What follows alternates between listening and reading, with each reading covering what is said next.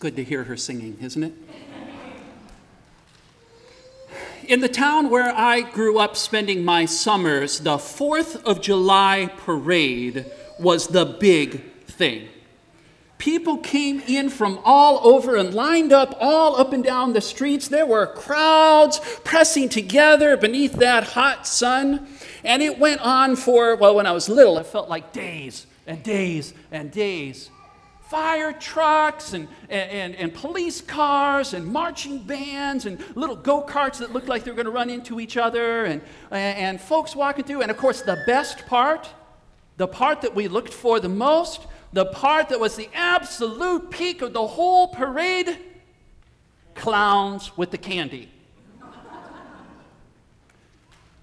But it was interesting, in the midst of all of this exciting stuff, in the midst of all the things that were making noise or doing the little honker horns and throwing candy, in the middle of all this would be cars interspersed throughout, right?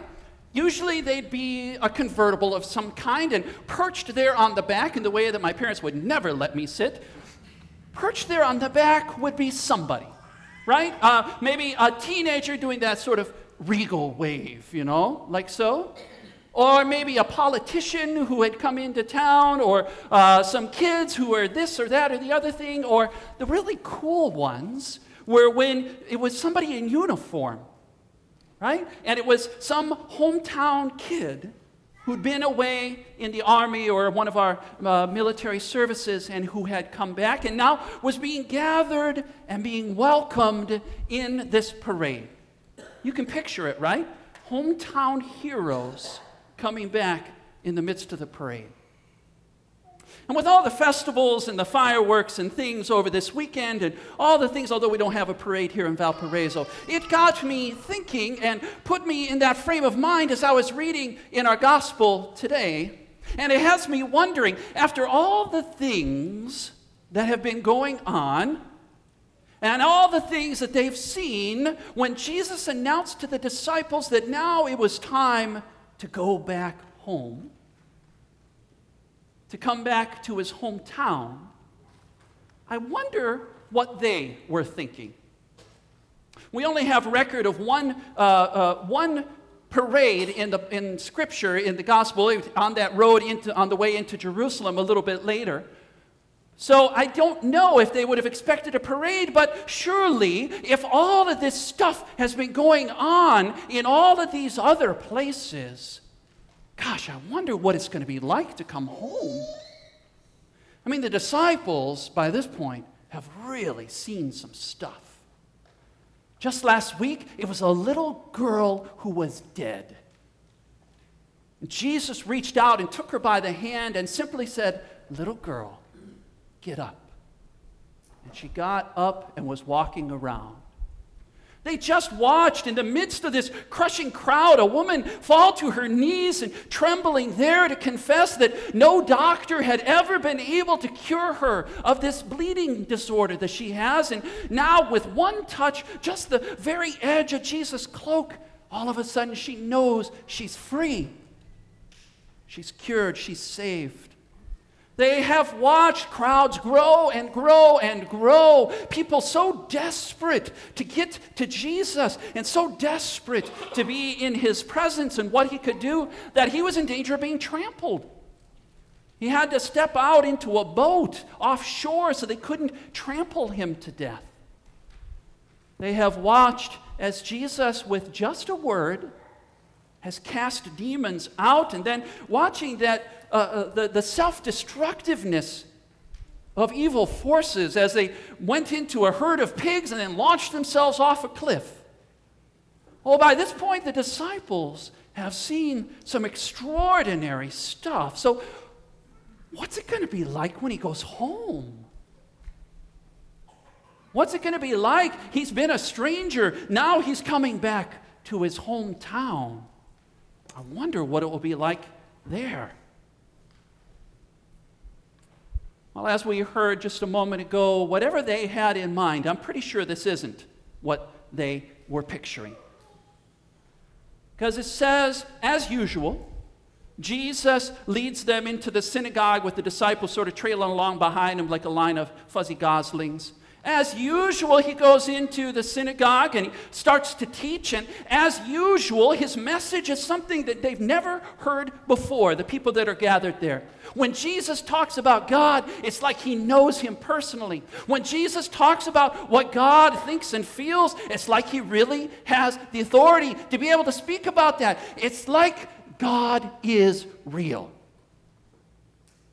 And as always, as usual, the people are amazed. But then, way back in the back, the muttering starts. It starts out low at first, just whispers. Then the voices get a little bit louder, and it starts to spread along the edges as people are starting to look and starting to recognize, and they're starting to ask, where did this guy get all of this? Isn't this Jesus? That kid we watched grow up? The one who played out in the street, we watched him fall down? Isn't this Jesus, Mary's boy? Aren't those his brothers standing over there looking nervous at the side of the synagogue? And aren't his sisters over there? Who does he think he is? He's the carpenter. He's got scars on his hands, and here his hands are doing powerful stuff. Where did this guy get so uppity?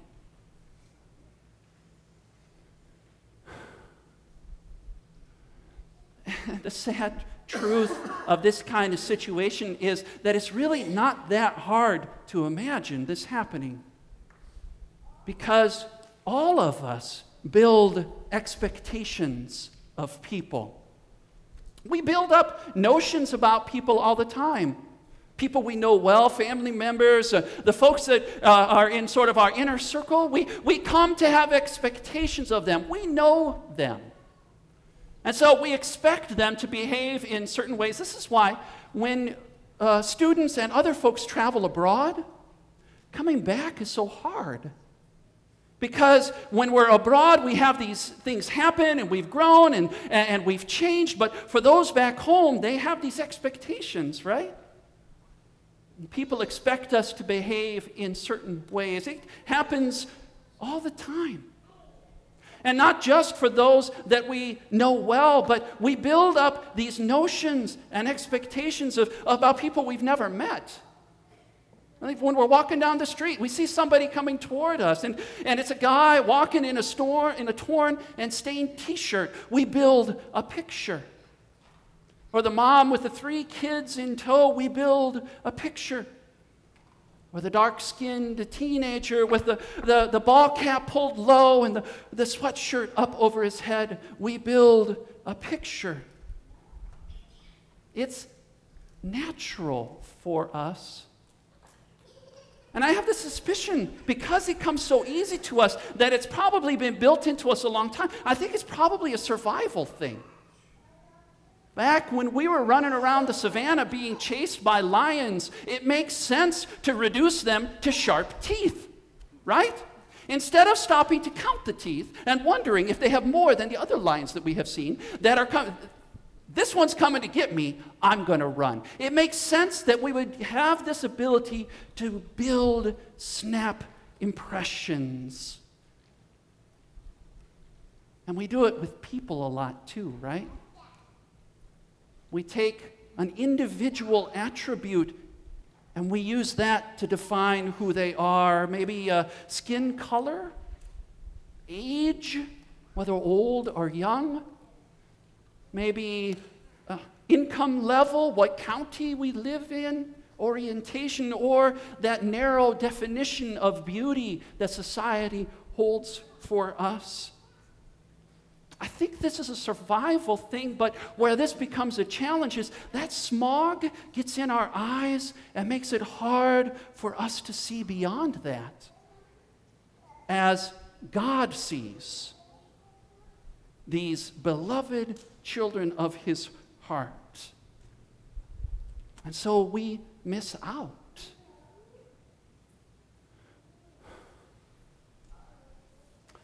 So back to the synagogue, as the people are muttering and Jesus looking around at them, he names what it is that they're having trouble with. Jesus doesn't look like what they think a prophet should look like. He names for us this really uncomfortable truth that God's values don't look like ours. And our society does not hold God's values. It feels like I don't know if you've noticed this, but it feels like every time we try to draw a line between us and other folks, doesn't it seem like God has this distressing habit of loving those other folks just as much as he loves us on this side of the line that we've drawn? Now, there's a piece in this gospel that I just love the irony of it. It says, as all the muttering's going on, and Jesus names that challenging reality for us, that God doesn't see people the way we do, it says that he's amazed at what's going on, and it says that he could only cure a couple incurable diseases. Did you catch that? He could only cure a couple folks. Now think about this.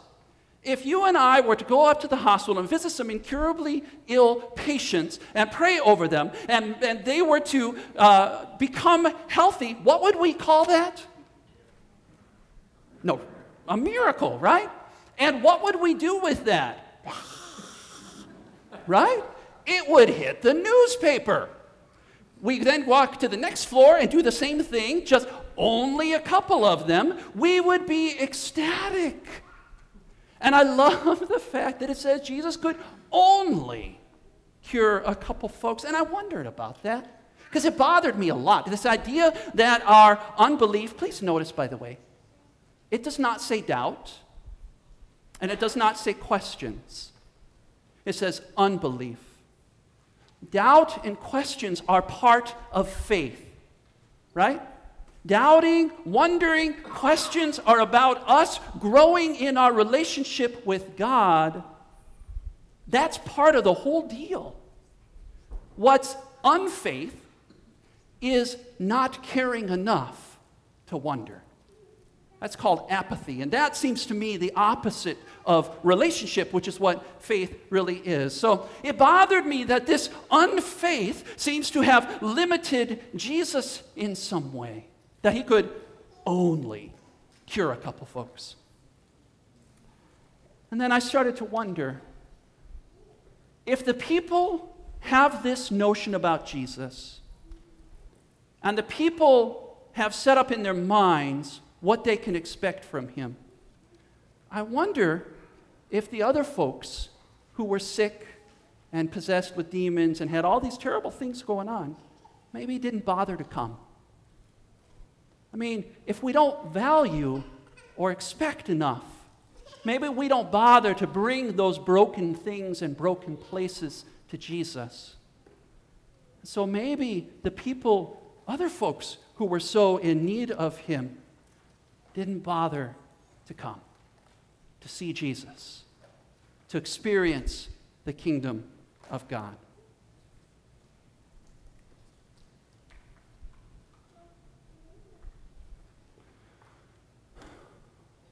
Now, if you've been following the newspaper and the news broadcasts and such over the past several weeks, you know that we've been in a stunning time.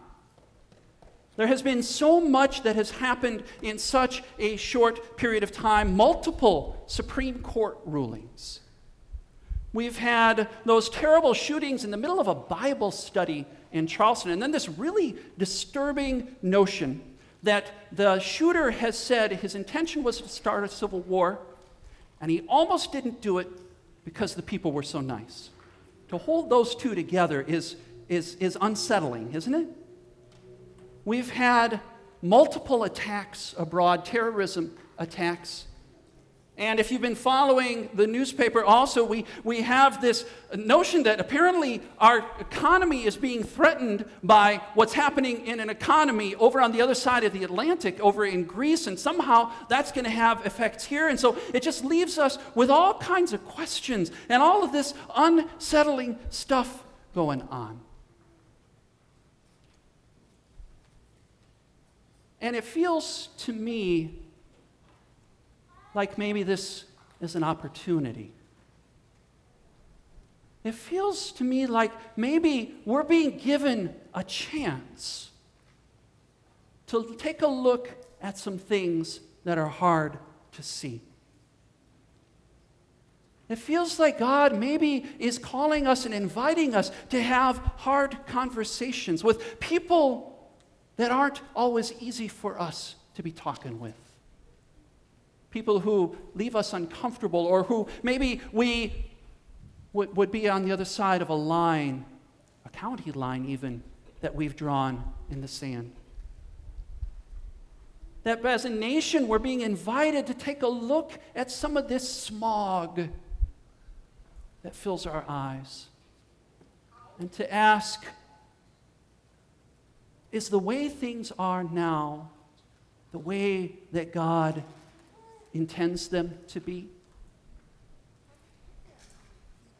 And it feels like perhaps we have a chance as God's disciples, as Jesus' followers. Because, you friends, that's exactly why and how Jesus sends us out. 2 by 2, always in community, gathered around Him to be shaped and fed and formed, to be going out into the world that He loves so much to die for it, to be His presence in the world, and to model in word and in witness, in our deed and in who we are, that there is a better reality. That there is a God, and He sees this world in ways that are healthy beyond our imagination.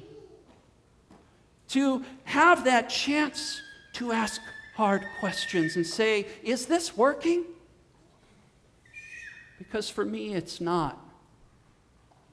Are we living the way God intends for us? Does this look like heaven? As for me and my house, I'm not so sure. And in that proclamation, to open to people the possibility that there may be a more heavenly way. Paul says, I know it's scary. It feels scary to be the ones to hold up mirrors and ask hard questions. But Paul says all it takes is Jesus. He says that God told him, my grace is sufficient for you. That's all it takes. And that he went on and said that God's power is made perfect in weakness, in vulnerability, and putting ourselves out there. I think that's why Jesus is sending us, beloved children of God, because He envisions something so much more. If Jesus so far has only been able to do so much for us, imagine the fireworks as we go out. God's power made perfect in our weakness. God's grace sufficient and more than enough. Imagine what God is about to do.